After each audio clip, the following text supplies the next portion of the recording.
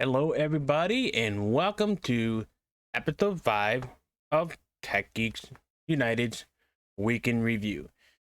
For those who are just joining, this is a little series that I started somewhere around January. It was inspired by a couple people from a live show that I watched and helped manage their server with.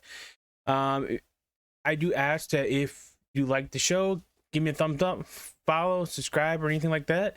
You can also join our Discord server, which is posted in the links down below in the description, as well as give me some feedbacks on what you like, what news article you want me to cover, what you want to see, what you don't want to see. Sorry, you're gonna see the host. you're not getting rid of me that easy. But yeah, just comment all that in the Discord server for Techgeeks United, and I'll take your feedback in consideration and see how I can improve. But yeah, without further ado, we're gonna go ahead and start week 5 of Week in Review.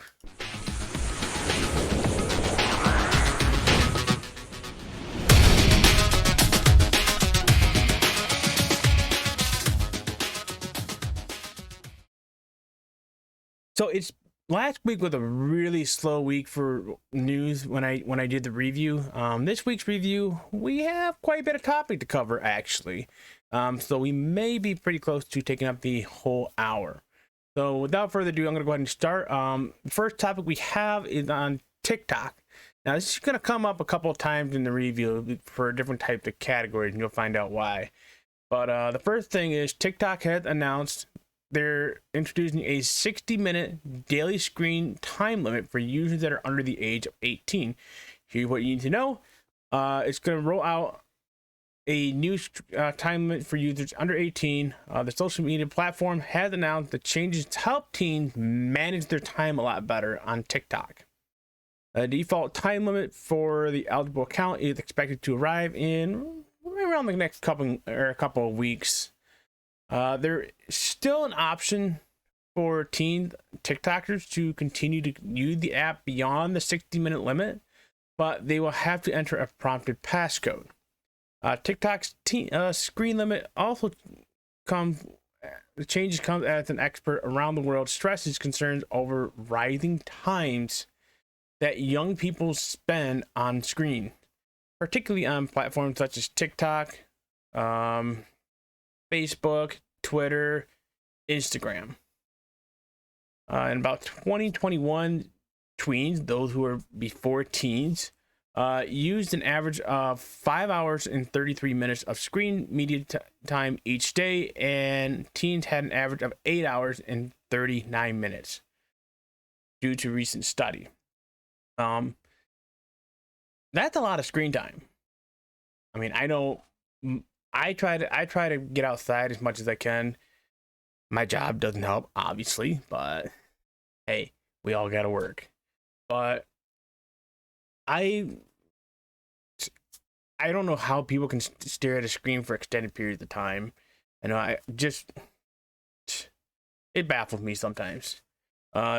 They did cite everyone will soon be able to set their own customized screen time limit for each day of the week and set a schedule to mute the notification, according to Keenan. So we'll see. I think that's a welcome, especially if you are a parent. I'm not a parent yet. I'm not even married, so I can't really comment much on that, but I do know a lot of parents who would welcome that feature. So we'll see. Next up, Ford applied for this is gonna make you go, what? Ford applies for a patent on self-repossessing vehicle technology. The motor company has applied for a patent on a system designed to try and get people to clear up late car payments that, when all else fails, could lead to the car driving themselves to the repossession lot. Don't need a tow truck anymore. I know the tow company's gonna love it, but the tow truck drivers aren't, because the tow truck drivers make money just repossessing trucks because they're paid for their time to drive to and back. If the vehicle repossess themselves, who's going to pay the tow driver? Not to mention, self-driving cars are a kind of a new feature. They're still working out certain bugs. Tesla last week had shown that. The patent is pending right now. It's not yet been granted. I don't think it'll be granted for a while, to be honest. The Ford spokesperson, Wes Sherwood, confirmed to the Detroit Free Press, part of the USA Today network on Wednesday of last week. The purpose of the patent is to help resolve non-payment by disabling features, providing visual or audible reminders to make payments. So what it is if you're falling behind on your payment, the bank can tell Ford, hey, they're a little behind on the payment, send a notification. So it's kind of like, hey, pop-up ad, pay your car, pay your bill. You want to make it stop? Pay the bank will tell the dealership, hey, they paid it, it goes away. Next up, Twitter. They just never catch a break. Twitter appeared to experience a significant outage early Wednesday as thousands of users reported the outage around 5:15 a.m. Eastern Time. Social media site was restored around 7 a.m. So right around the time when everybody's getting up and getting ready to do their daily work, get ready to go to jobs, take a shower, all that stuff. So I'd say a lot of you didn't really experience it, but a good number of people did who were up early in the morning. Some users reported receiving a welcome to Twitter message, which new Twitter users usually see during their first visit to the site. Others, however, reported receiving or experienced difficulties refreshing their Twitter feeds and were met with the Twitter's tweets aren't loading right now. Please try again later. It was not immediately clear as to why the social media platform timeline was not fully functioning Wednesday morning, but I'm pretty sure Twitter will eventually let anybody know. We still have not learned about it yet, so we'll see. Next up, here's the name brand that everybody knows, Nokia. That's right. The old brick phone that broke the tile before the phone broke. Even water, well, technically water defeated it, but that was about the only thing that did defeat the phone. Nokia redesigned its icon logo to remind the world it is not a phone company anymore. It's rid of its past of phones. It's not doing anything with phones anymore. Somewhat. Nokia redesigned its logo for the first time in decades to distance itself from its public image as a phone company. The new logo, announced on Sunday, featured 5 different shapes coming together to spell Nokia. The font is sleeker, and the classic shade of blue associated with the brand is replaced with a variety of colors depending on the placement. The stating went, we built on the heritage of the previous logo, but made it more contemporary and digital to reflect our current identity, according to CEO Pekka Lundmark. I think I pronounced that name right. I'm not good with names, so please correct me if I'm wrong. Nokia used to rule the flip phone market. As anybody knew, the flip phones, or the biggest one was the brick phone that had the snake game in it. I think Motorola had the snake game in it. But and later struggled when Apple, Samsung, and other manufacturers jumped into the smartphone race. The problem with Nokia is they didn't really follow the trend. So Samsung, BlackBerry, they all had like a special kind of phone. I think Motorola also had a special phone. Samsung and Motorola especially was running off at the start a Windows mobile platform. I had the Blackjack and Blackjack 2 and the Samsung Jack, which is essentially the Blackjack 3, that ran off Windows mobile platform, 5, 6, and I think one of them was 6.5. They didn't really get a 7 because they switched to Windows Phone. Right around Windows Phone 7 when they had the touchscreen. But yeah, Part of the problem was it was acquired by Microsoft for a short time in 2014, before being sold off after poor market performances from Windows Mobile operating system. Now, don't get me wrong. The Windows Mobile operating system was nice. I had the Nokia Lumia 900 XL. That was a nice phone. It took anything that I threw at it. It had Zoom built in, something that should have taken off, but Microsoft didn't take the time and effort to put into. It had a nice FM radio. Like, literally, I could be on an airplane listening to the radio. I made that mistake once. Didn't realize it was an FM radio until I was halfway across the flight and I started hearing static. But also, the designs were amazing. Its only drawback was the way how Windows Phone was laid out and the app support. If Microsoft had actually put in a little more effort into that, or if they had maybe later on decided to switch over to Android, like Microsoft been supporting these past couple of years, I think Nokia would have been right up there with Samsung and Apple, maybe down below between Samsung and Motorola. Nokia has since struggled to rid has since struggled to rid itself of its past reputation as a phone company, while it works to focus on mobile and cloud networking technology. Nokia's revenue focused on business-to-business sales, with plans to expand into the enterprise market in the near future.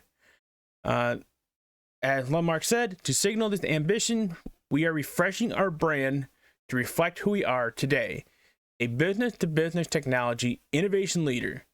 This is Nokia, but not as the world has seen us before. That's a really strong statement. So I'm pretty excited to see where Nokia will lead. I kind of wish they still made the smartphones, but I understand and respect their decision. So we'll see. Next up, more layoffs. This has not been an easy year. This has not been an easy winter. This has not been an easy anything in the past couple of months. Telecom giant Ericsson cut 8,500 jobs. One of the world's largest or biggest provider of 5G mobile networks, Ericsson has announced it will cut costs by $859 million by the end of the year. Among other measures, the plan will also result in a need to address headcount, according to Ericsson's spokesperson. The bulk of the layoff will be made in the first half of this year. On Monday, February 27th, Ericsson said it would cut about 1,400 jobs in Sweden. Last month, Ericsson reported lower than expected fourth quarter core earnings as 5G equipment sales slowed down in markets such as the United States, according to Reuters. So it's going to be interesting to see how many more layoffs happen, considering the fact that it's still being announced. So I remember when Sony, I think it was Sony owned Ericsson at one point. I don't know if they still do. Yeah, look more into that. But yeah. Next up, Canada banks TikTok. Oh. Okay, so the title says that Canada banks TikTok, but it's actually supposed to say Canada bans. So Canada bans TikTok on government devices. Following the US and other countries around the world, such as Europe, Canada has announced that they are banning TikTok from any government devices, including cell phone. The ban took place last Tuesday, February 28th. According to a statement, following a review of TikTok, the Chief Information Officer of Canada has determined that its presence represents an unacceptable level of risk to privacy and security. U.S. and allied officials have expressed concerns that TikTok or its Chinese parent ByteDance could be forced by the Chinese government to hand over the personal information of TikTok users. While the risk of using this application are unclear, we have no evidence at this point that the government information has been compromised, according to the statement. So, TikTok's in a little bit of trouble. If they're honestly, if TikTok's gonna get rid of that feeling of, hey, we're gonna ban you because you're in China, at this point it might be time they move to a different country. I mean, there's a lot of stuff, cool stuff that comes out of China, but it seems like there's some serious security risks that a lot of countries are seeing that we as the consumers don't see. So we'll see. There's still talks in the US of officially banning the TikTok application altogether. I don't think that's going to happen anytime soon. I know at one point TikTok did offer to branch out, so that way the American part of TikTok can stay in America and not be affected by the US. Next up, Meta, Instagram, and Facebook's parent company cracked down on a growing crime against teenagers. This has been a long-going thing. Something that needed to be addressed from the start. Meta is taking steps to crack down on the spread of revenge porn images of teen on Facebook and Instagram. A new tool called Take It Down, aimed at a practice where somebody posts an explicit picture of an individual without their consent to publicly embarrass them. Take It Down, which is operated and run by NCMEC, will allow minors for the first time to anonymously, I can't even talk today, attach a hash or a digital fingerprint to intimate images or video directly from their own devices without having to upload them to a new platform. Tool works for any images shared across Facebook and Instagram, including Messenger and direct messages, as long as the pictures are unencrypted. President Biden demanded in his latest State of Union address more transparency about tech companies' algorithm and how they impact young users' mental health. Sextortion is one of the biggest growing crimes we see in the National Center for Missing and Exploited Children, said Gavin Portney, Vice President of the Communication and Branding at NCMEC. We're calling it the hidden pandemic, and nobody's really talking about it. I know how this is. I've had friends who've been shamed the same way.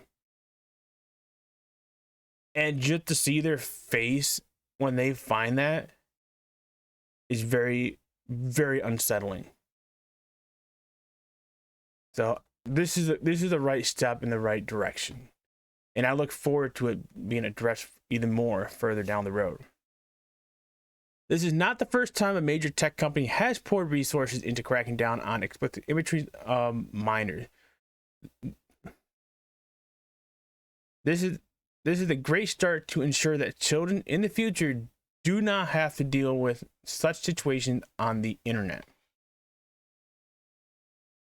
Definitely a great deal. So I'm in favor of that. I'm in big favor of that. So we'll see how this works. Next up, Microsoft expands its telco solution. New smartphone may get most of the headlines at Mobile World Congress, but at its core, the annual trade show is still a telco event. The new features in the company today announced for telcos using its Azure cloud services focused on 4 areas: network transformation, animation, and AI network aware application, and what Microsoft calls ubiquitous computing from cloud to edge. The future hyperscale cloud is going to look a lot different than the cloud we have today, stated Jason Zander. Microsoft believes that a modern network infrastructure will drive a lower total cost of ownership for its telco partners, while also helping them modernize and monetize their existing infrastructure. In order to do so, Microsoft is launching Azure Operator Nexus today. Its next generation hybrid cloud platform for communication service providers. AT&T made the decision to adopt their Operator Nexus platform over time with the expectation to lower total cost of ownership, leverage the power of AI to simplify operations, improve time to market, and focus on core competency of building the world's best 5G service, said Igal Elbaz. I can't even pronounce some of these people's names today.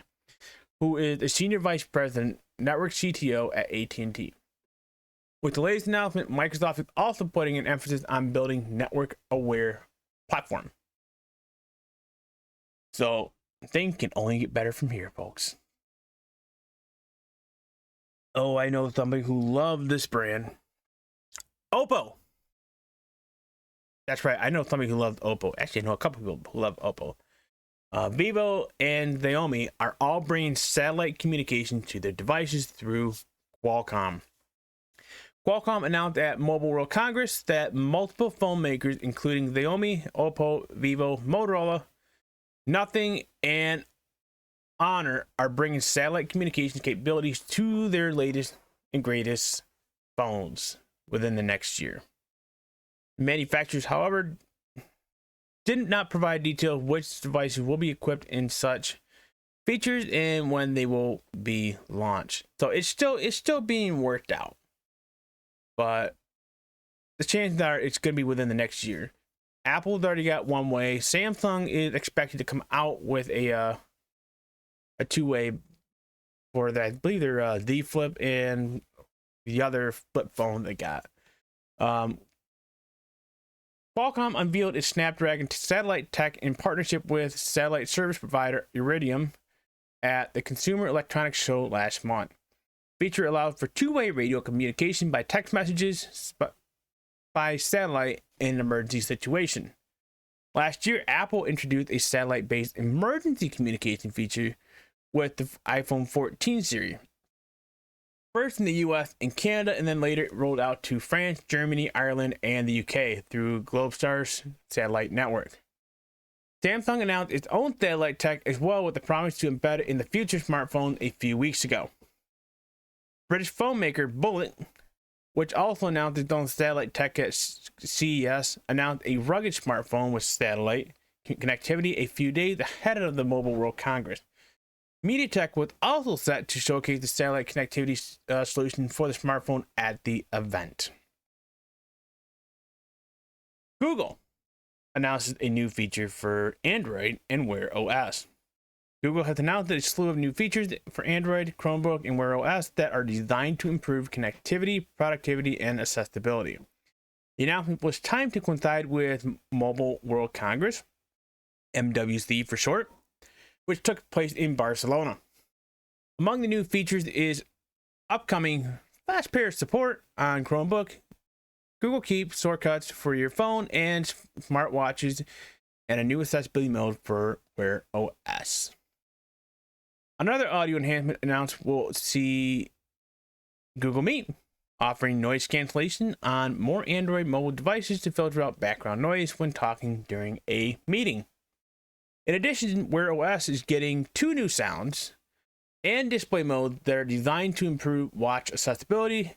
Users will soon get to access the mono audio mode to help limit distortion caused by split audio, which is also known as stereo mode. New color correction and grayscale mode, which will give users more choice for their watch display. Another new fun feature is the upcoming rollout of the new tap-to-pay animations in Google Wallet to help you confirm your in-store transaction.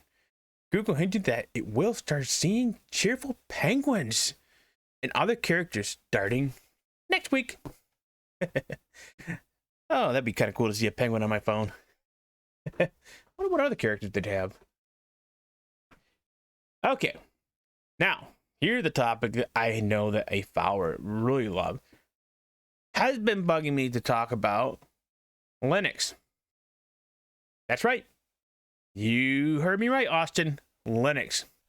Planet Computers hit the desktop with a line of touchscreen Linux computers. Planet Computers turned heads when it arrived on the scene almost exactly 5 years ago. That's right, 5 years ago. The London-based hardware startup was banking on a bit of a nostalgia for the days of tactile mobile keyboards, as it attempted to drag the PDA kicking and screaming into the 21st century with the Gemini. The firm hit Mobile World Congress in Barcelona with somewhat ironically a non-mobile device. Planet is launching a line of ARM-powered Linux desktop PCs. The new XR line is being pushed as the first ever out-of-the-box Linux mini desktop experience, meaning that the end users have little to do to get Ubuntu boxes up and running. So it'd be kind of like getting a Windows computer or an Apple computer, typing a couple of things, and it's ready. You don't have to download anything. You don't have to do anything. You just type in a couple of information, and it's ready. The line is launching with two systems, the XR1 and the XR2. The former features a 4-core processor, coupled with 4 gigs of RAM and 32 gigs of storage. The later gets you 8 cores and a Mali G610 GPU. RAM runs 4 gigabytes to 32 gigs, and storage available from 32 gig to 256 gig. You can also get that up to 2 terabyte with add-ons. Like its predecessor, the XR will be made available via Indiegogo. Those who get in early can pick up the XR1 for £399 or $477 US dollars, or the XR2 for £499 or $596 US dollars. Cisco to acquire startup Valtix to beef up its multi-cloud network security. Cisco announced over the weekend that it intends to acquire Valtix, a startup that helps companies secure their environment across multiple cloud systems.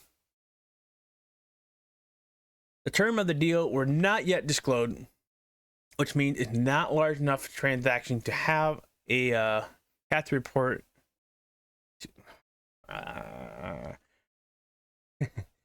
Trust me, folks, when you have a day like me today, you'll understand. I know some of you already understand, but those who don't, you will understand.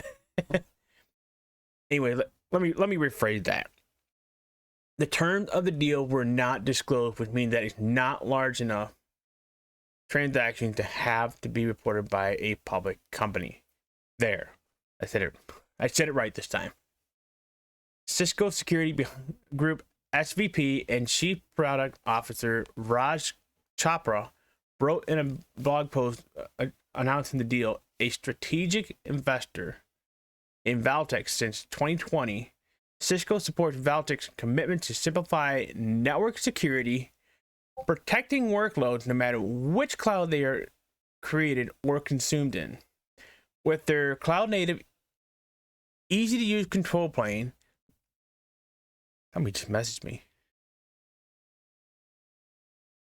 They enable customers with common policies and enforcement of network across major public cloud environment. He says the company is expected the deal to close by roughly Q3 of this year. For context, Cisco's most recent announcement for Q2 on February 15th. So that would be by the next quarterly report if there's no roadblock. Should all things go smoothly, Valtix will be folded into Cisco's Security Business Group upon closing.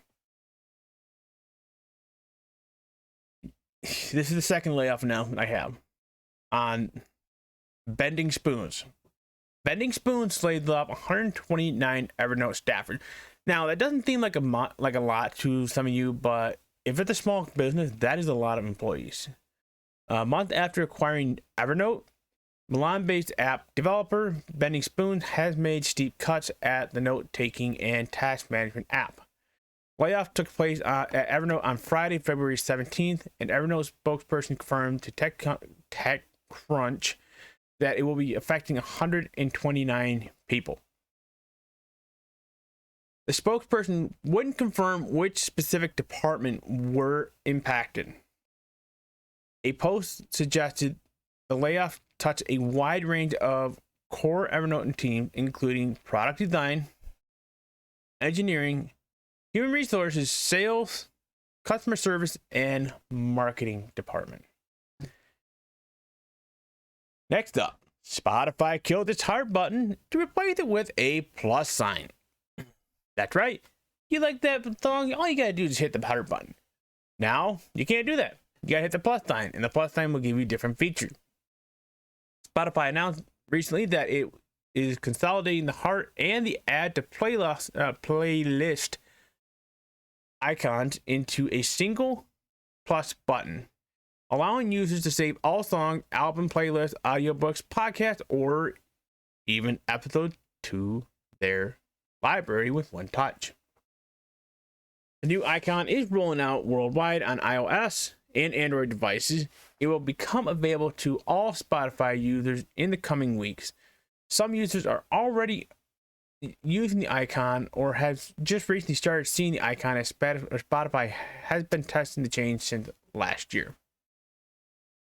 In recent months, Spotify has launched many ways to try and improve the user experience. For instance, if you watched my show from last week, the streaming service rolled out a feature called DJ, which is an AI feature that gives users a curated selection of music alongside an AI-powered spoken commentary about their favorite songs and artists. Almost kind of like, well, at the time back then it was called Slacker Radio, but it's Live One, Live by Live, whatever they're called now. That anybody's favorite internet station outside of Pandora. Twitter, on the other hand, has announced Twitter Blue expands to more than 20 countries. That's right, the paid subscription service. Twitter's paid plan, Twitter Blue, is now available in more than 20 new countries, including Europe. These countries, including Netherlands, Poland, well, those are all in Europe, including Netherlands, Poland, Ireland, Belgium, Sweden, Romania, Czech Republic, Finland, Denmark, Greece, Austria, Hungary, Bulgaria, Lithuania, Slovakia, Latvia. I'm starting to have issues saying names here. Slovenia, Estonia, Croatia. I think I said that one wrong. Sorry, folks, if you're reading this and you're from there. Luxembourg, Malta, and Cyprus. The expansion makes the social network's subscription service available in more than 35 countries across the world. Under Elon Musk, Twitter Blue was the first launch. Twitter Blue was launched first back in December at an $8 a month price point, with the blue verification mark for paying users. That's a mouthful.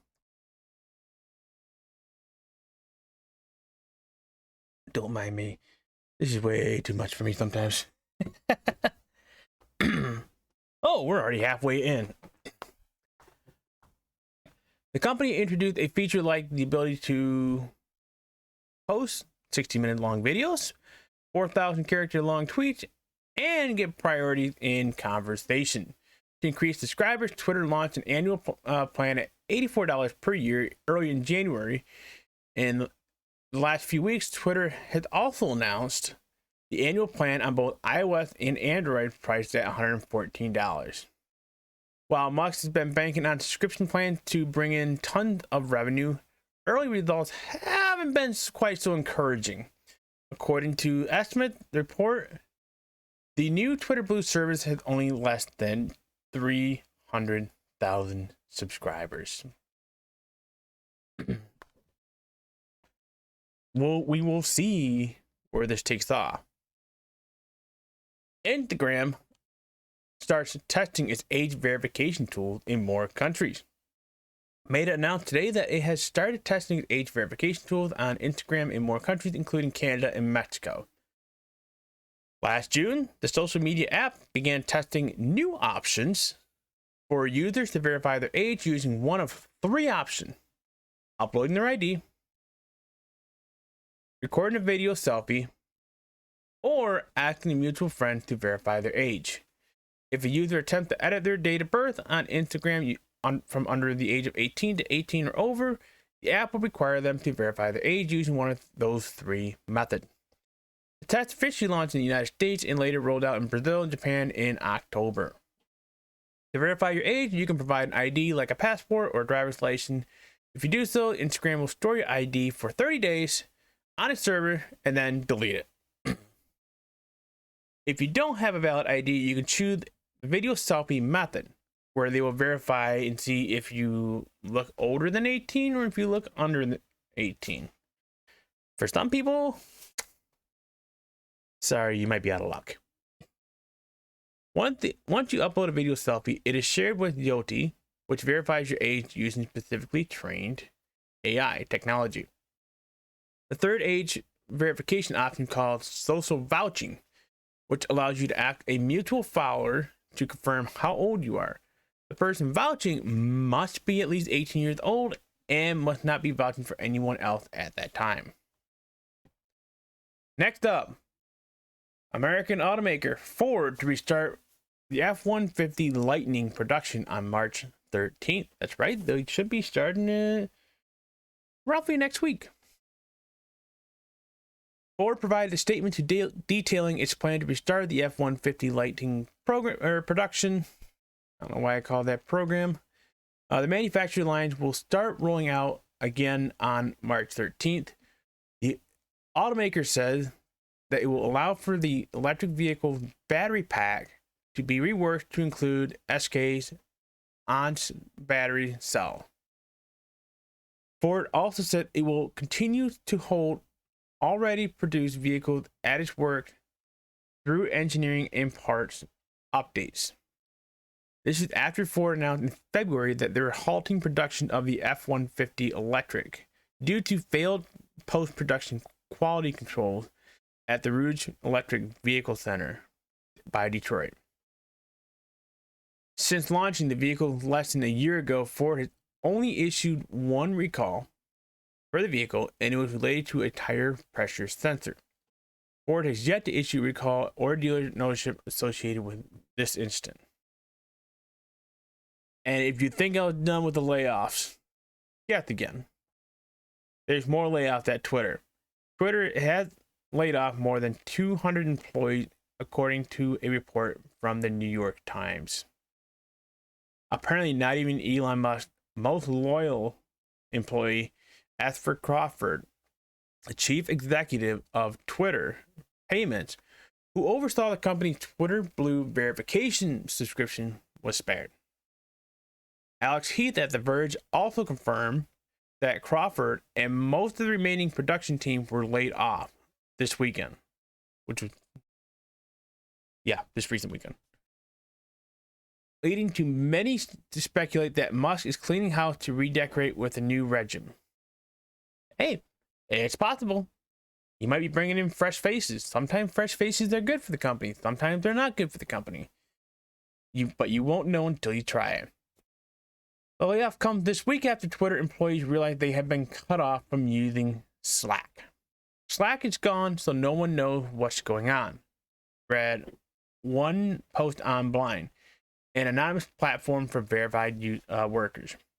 People received an email at 2 a.m. on Saturday, and their access was immediately cut from the platform.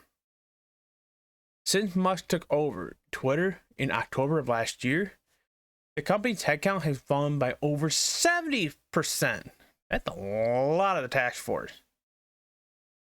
Musk has not yet responded to any of the news agencies, TechCrunch, Verge, or CNN, or any of them requests for comments, which is pretty much the Musk version of Hail Mary through a Twitter tweet. Mapping out the future of AR. For those who don't know, AR is augmented reality, which is a little different than virtual reality. Third Eye is taking on Google and Microsoft in real-life scenario. Third Eye is the spin-off of a project for the Department of Defense. Stealthily, it has been making steady inroads into the AR smart glasses and accompanying AI software space. The project's second gen XRMR, or not XR, X2MR, sorry about that, folks, lets people access documents or schematics hands-free while working on a project. Live digital information can be projected into the user's field of view. It can also relay live images to a tablet or phone, allowing colleagues to provide guidance or oversee an activity. Which is kind of like, well, yeah. You get the idea. The company said its glasses could reduce the amount of time nurses spent focusing on paperwork rather than being with their patients. The glasses could also help reduce the need for doctor's appointments or even hospital admission by allowing healthcare professionals to share live footage with colleagues, giving patients an opportunity to get a second opinion or more detailed diagnosis. Thermal imaging sensor can be used to assess wounds healing too. Microsoft added again. We're back to Microsoft. That's right. Microsoft Windows 11 is getting a Bing AI taskbar search and a new iPhone integration. Later, I don't think most of you were kind of expecting that much. Microsoft announced an update to Windows 11 with the ability to query the company's AI-powered Bing search chatbot directly from the desktop taskbar. So you no longer have to go to Edge or Google or whatever it is and open the Bing the Bing search. It'll be on your desktop, replacing Cortana. Anybody remembers Cortana? That was like a half-worked search engine on Windows. The new typeable taskbar leverages Microsoft's widely used PC operating system in its broader quest to chip away at Google's dominance in online search. Yeah, good luck with that. Microsoft also previewed a new version of its phone link app that will let iPhone users, that's right, iPhone users, receive and respond via their computer to some messages received via Apple Messages. The new version of the phone link will be available initially to a subset of users enrolled in the Windows Insider Preview program, rolling out more broadly over time. So if you got an iPhone and you don't have a Mac, but you rather be able to do it on Windows, don't worry, it's coming soon. You'll be able to do it. You got an Android, you can already do it with the Windows phone link, whatever that thing was. I think I got it on this computer. I never really actually set it up because I can do it from my tablet. The Xiaomi 13 Pro had the fastest battery charger to date. That's right, James, take that. Your Oppo no longer the fastest. Xiaomi has just launched a new Xiaomi 13 flagship lineup that is poised to compete with the Samsung Galaxy S23 series. The highest end phone of the two member series in the Xiaomi 13 Pro.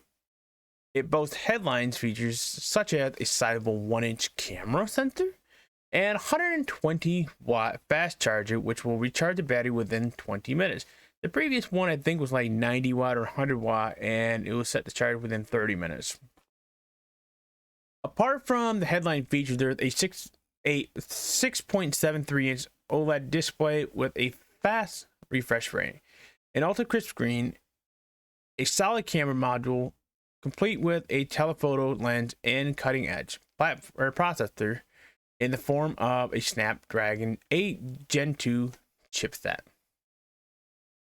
The Xiaomi 13 Pro is slated for global release. However, there is no current plan for a US rollout.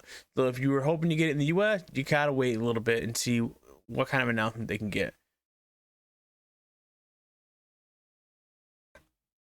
The Xiaomi 13 Pro has three 50 megapixel cameras on its rear, co-developed with Lisa. We'll put it as Lisa.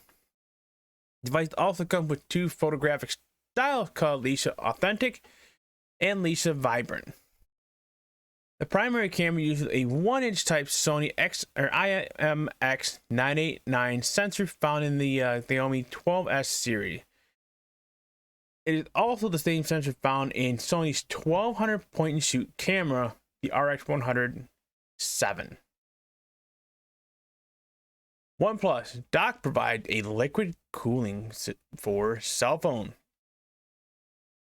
If you had a OnePlus phone, guess what? OnePlus wasn't content with just putting a liquid cooler inside its latest OnePlus 11 concept. The company has also created a liquid cooling dock to cool down any devices, including iPhones, Samsung Galaxy phone, and unlike yeah, I am so out of it tonight, folks. I apologize. I'm sorry. And unlike the OnePlus 11 concept, you should be able to buy the cooling dock later this year. Though the OnePlus 11 concept will come out early, and the cooling dock will be later. Shown off at this year's Mobile World Congress in Barcelona, the main part of the dock, which is full of liquid coolant, sits on your desk. A hose that looks like a thick red charging cable comes out of the dock and connects to a bracket holding your phone. The bracket resembles one you might use or might view your phone on a dashboard. So kind of like a little, like, what do I do with my phone? Awkward. Pretend this is my phone. So pretty much a dock that goes like that. And then it just cools your phone while it's just sitting in there. Yeah. The bracket, equipped with a metal plate that gets extremely cold from coolant, is in direct contact with the back of your phone. It should keep your phone from overheating during processor-intensive tasks, including gaming, which can rise the temperature of your handset, particularly when playing demanding games like Genshin Impact at max setting. OnePlus hasn't yet announced when it'll be on sale or how much it'll cost, but it's projected to be available later in the next year. I wonder if that's going to support the S23. I'm thinking about getting the S23, but I heard news about the S24, so I'm also determining if I'm going to hold off for the S24 from Samsung. Choices.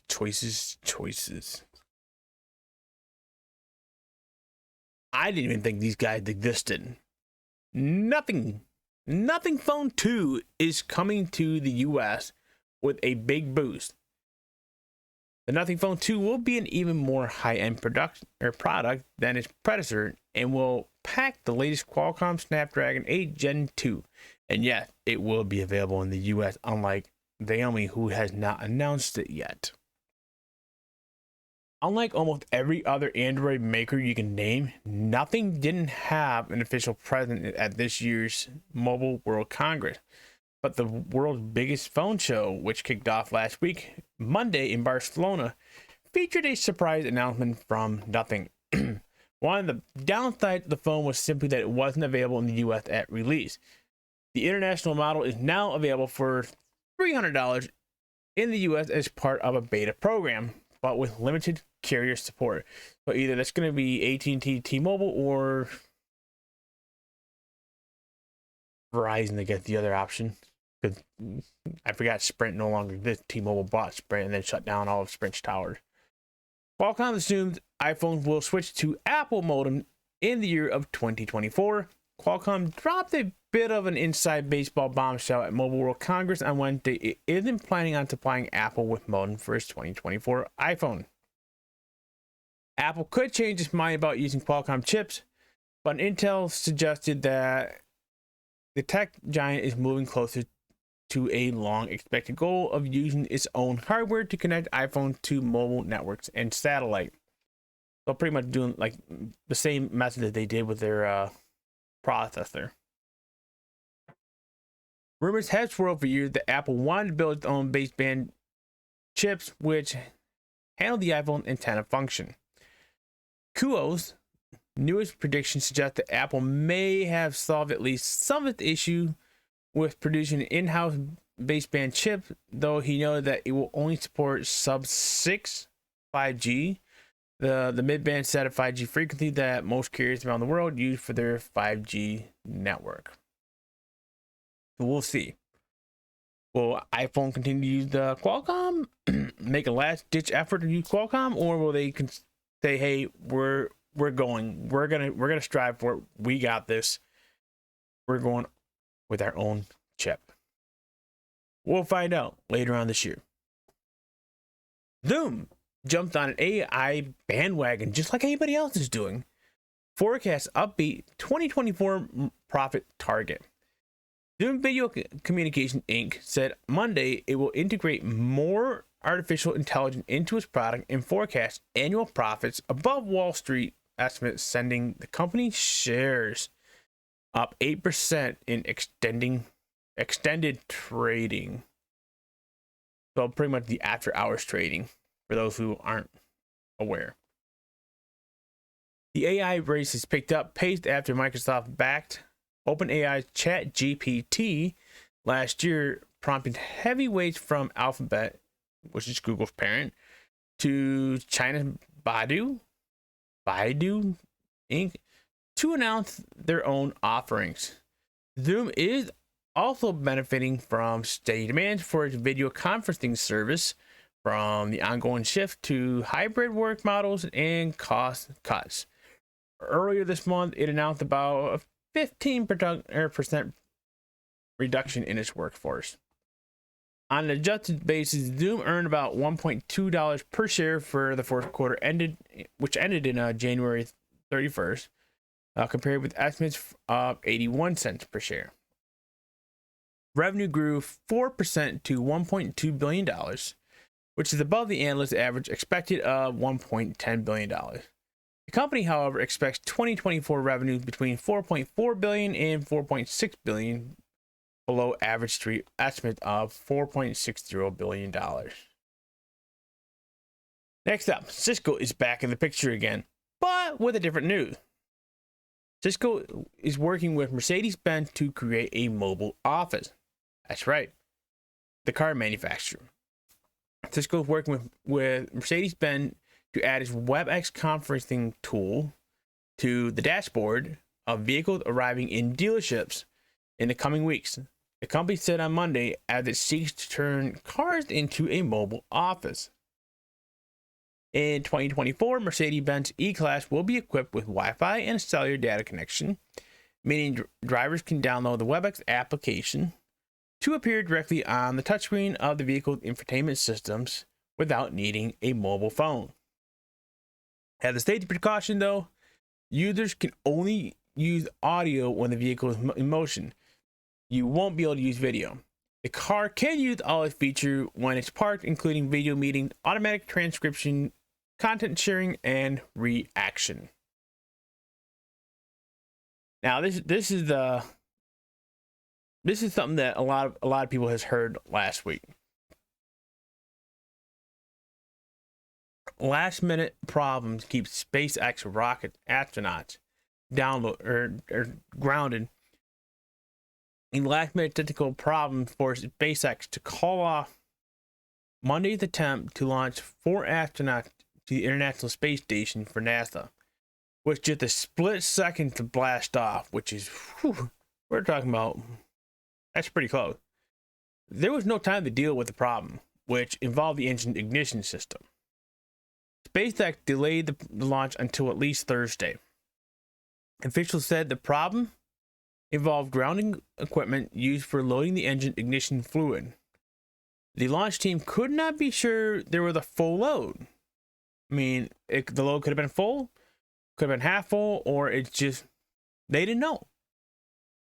A SpaceX engineer likened this to a critical system like a spark plug for cars. Next up, Huawei spinoff Honor launches $1,690 foldable smartphone in a challenge against Samsung and Apple. Chinese smartphone maker Honor launched the Magic V's, foldable phone globally on Sunday at the Mobile World Congress trade show. It marked the Chinese firm's ambition to expand into the latest smartphone technology foldables. at the high end of the market where it will compete with the likes of Apple and Samsung. Now, Apple doesn't exactly have a foldable phone yet, but it has been shown that they are working on one. So if and when Apple launches the foldable phone, they're going to be going into direct competition with Apple on top of Samsung. Huawei sold off Honor after a number of U.S. sanctions cut the Chinese telecommunications giant away from critical chips and access to Google's Android mobile operating system. The Honor Magic V's is a so-called foldable smartphone. These are devices that have a screen that can bend. Honor said it has tested the devices by folding it and opening it up to 400,000 times with no problem. While Honor has emerged from one of the biggest smartphone players in China, it has yet to find somewhat similar success overseas. It will be hoping that more premium devices can help it win users abroad. A South Korean telecom giant wants to launch flying taxis. That's right. Where did that seem familiar from? In 2025, and expected to be a big business. South Korean telecommunications giant SK Telecom is planning to launch a flying taxi service in 2025 and expected to generate a significant revenue going forward. Last year, SK Telecom and U.S. firm Joby Aviation inked a tie-up to develop air taxis for the South Korean market. South Korean government is pushing forward to trying to commercialize air taxis by 2025. Once it's accepted very well by the community and society, then we believe it will generate significant amount of revenue, Ha said.